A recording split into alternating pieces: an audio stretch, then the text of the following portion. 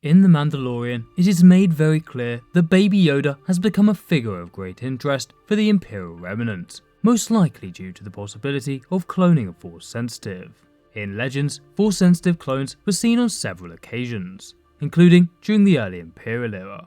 In today's video, we will discuss the Cuis Clones, bred specifically in the hope of creating a Force-sensitive Stormtrooper army, as well as the Force-sensitive clones known as X1 and X2. Let's start with the Imperial Force-sensitive clone troopers known as the Cuis Clones. Soon after Order 66 and the birth of the Empire, Darth Vader authorized experimentation into the production of Force-sensitive clones. Vader was well aware of the danger this could pose to him and the Emperor, and so desired an extremely loyal template to mitigate the risk posed. A suitable genetic template soon presented itself in the form of Dark Jedi Quee. Quee had been hired by Palpatine to assassinate Vader as part of his training for the Emperor's hand. However, Vader of course had overpowered him. Although Vader had already deduced that it was in fact Palpatine who had sent him, the Dark Jedi refused to admit this was the case. Although this eventually led to the Dark Lord executing Quee, he respected his sense of loyalty to the Emperor, believing he would make the perfect clone templates.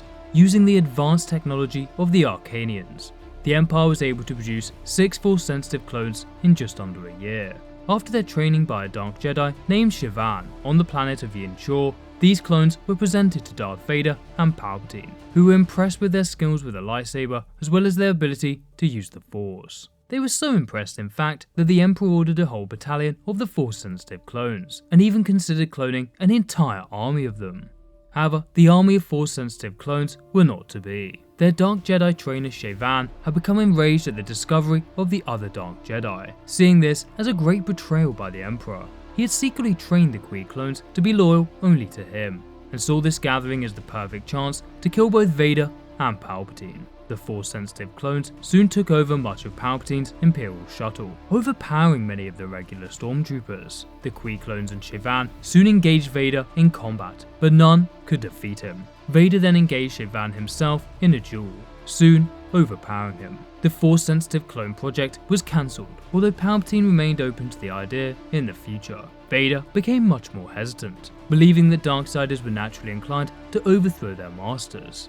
Although he was later forced to create more Force-sensitive clones of the powerful Force user Starkiller, this too proved to be a nightmare for Lord Vader, and so by the time of the first Death Star's completion, he had totally abandoned the idea of Force-sensitive clones. These, however, were not the only Force-sensitive clones during the Imperial era. There were 2 others made in secret by the Kaminoans known as X1 and X2, with their story spanning almost the entire Skywalker saga. Their story shows that just because 2 men are genetically identical, their actions and personalities can still be very different. Many years before the Clone Wars, Jedi Master Ram Kota and his apprentice, Fallon Gray, were conducting their Jedi duties somewhere near Kaminoan space. Gray became injured and was forced to make an emergency landing on Kamino in search of medical attention. The Kaminoans gladly helped the young Jedi, but in return secretly took a genetic sample. From this, they created 2 clones named X1 and X2. These 2 clones were raised without any knowledge of their Force sensitivity. Instead, they were raised alongside the Jango Fett clones and eventually became responsible for conducting training for the younger Jango Fett clones. Both clones were incredibly skilled, largely due to their innate Force sensitivity that neither was aware of. When the Clone Wars broke out, they were soon recognized as the best of the best. They fought in many battles together and played a pivotal role in defending Tatooine from CIS forces. Their bravery was recognized by none other than Chancellor Palpatine himself, who personally awarded the 2 clones with medals. However, during the ceremony, the CIS attacked. X1 and X2 took responsibility for the Chancellor's safety. X2 even injured Grievous, but was unable to prevent him from capturing Palpatine. After the Battle of Coruscant, the 2 clones were redeployed to Kata Nemoidia under Jedi Master Feroda. It was here that Order 66 would be declared. X2 was initially hesitant to turn against the Jedi, however X1 pressured him to comply.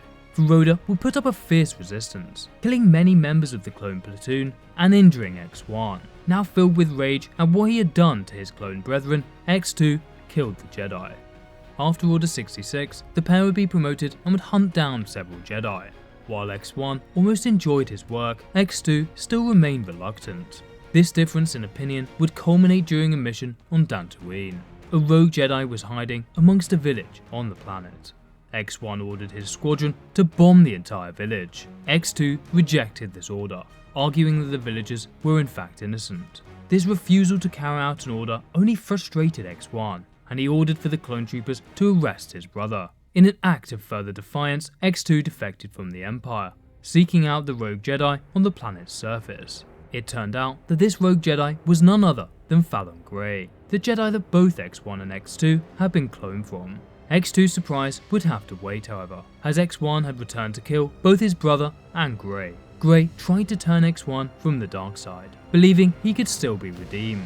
However, X1 was already way too far down the dark side, and he used this opportunity to fatally injure both X2 and Gray before leaving them to die. Unknown to X1, X2 would survive after being healed by Gray just before his death. X2 became a farmer for the next 15 years, but was interrupted when the Rebel Alliance came searching for Fallon Gray. Led by Gray's former master, Ram Kota, he was disappointed to find that Gray was dead, and in his place stood a clone, which Kota saw as a pale imitation. Regardless of his initial dislike of X2, Kota invited him to join the Rebel Alliance. X2 would go on to undertake several important missions for the Rebel Alliance, playing an instrumental role in both the Battle of Yavin and Hoth. While X2 climbed the ranks of the Rebel Alliance, X1 was slowly but surely becoming one of the Emperor's most trusted disciples. In fact, he had even begun working as one of the Emperor's many dark side adepts. Eventually, these two brothers would meet again. After a ferocious duel, X2 would try and bring X1 back from the dark. However, his attempts were futile. X1 was already completely consumed by the dark side. X2 would barely escape this encounter with his life, but X1's Force abilities would force him to consider using his Force powers to aid the Rebel Alliance. Shortly after, Vader and the Emperor were killed, and the Empire shattered into multiple competing remnants. X1 began to dream of reconstituting the Empire, only with himself on the throne. He amassed an army of CIS battle droids, stormtroopers, dark troopers, and members of the Royal Guard to help his dreams of galactic domination. Meanwhile, X2 trained in the ways of the Jedi under Luke Skywalker. He would learn about his brother's goals on Dathomir during a three-way battle between the Night Sisters, X1's troops, and X2's Grey Squadron. X1 and his army fled to Mustafar, where he proclaimed himself a Sith Lord. He began conducting cloning experiments, and in no time at all, he had an army of Wookiee clones to do his bidding. Fearing X1's growing power, Luke Skywalker went to confront him.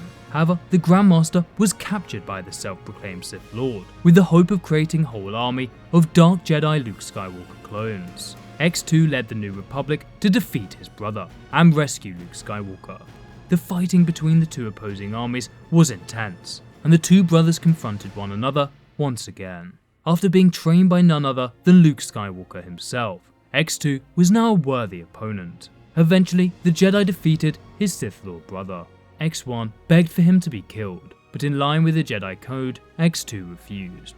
In one final, desperate act, X1 used the Force to throw his lightsaber at X2. However, X2 jumped out the way and the saber would plunge into X1's chest, causing him to fall into the river of lava down below. As a reward for his bravery, Luke Skywalker promoted X2 to the rank of Jedi Master, becoming a valuable member of the new Jedi Order.